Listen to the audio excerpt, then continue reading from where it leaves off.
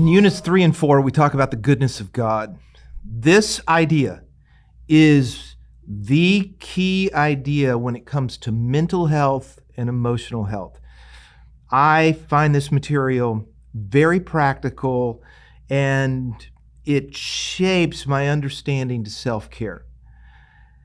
As we begin, so we're going to break this up into 2 units, 3 and 4.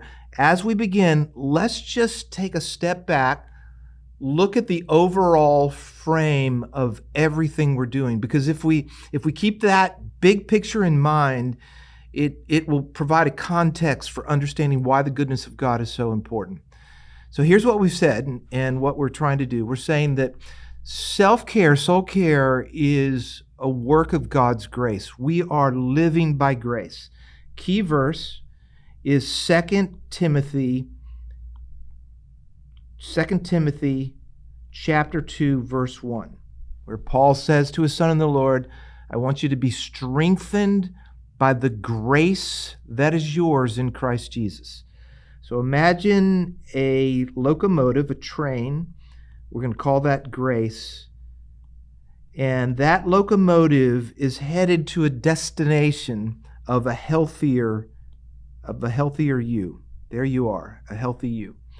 Now, when we talk about a healthier you, what does it look like? What's involved? What are the components of self-care, soul care?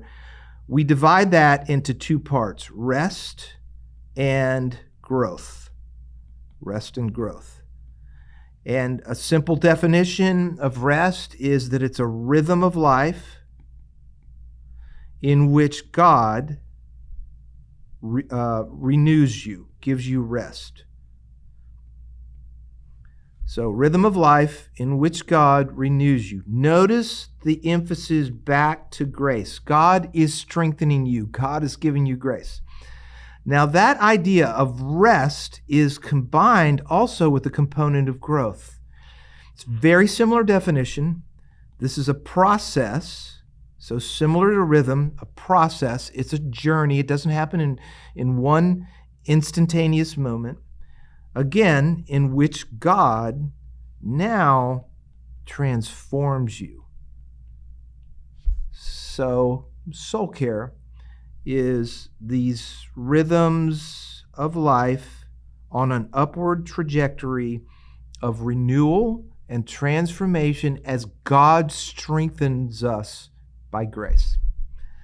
Now, if you look at that, you say, okay, that's great. I'm going from here, from grace, all the way up here to a healthier you. It's a journey. I never fully arrive, but I'm healthy along the way because I'm on this journey. I'm on this upward path of rest and transformation.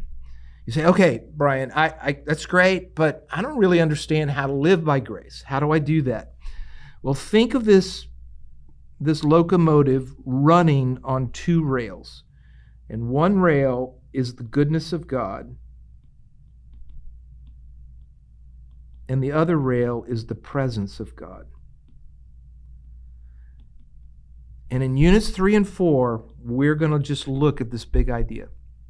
How does my confidence in God's goodness shape my soul and build a foundation so it then takes expression in the conditions of my life and of my soul and works its way out into my emotions, my thoughts, and my choices?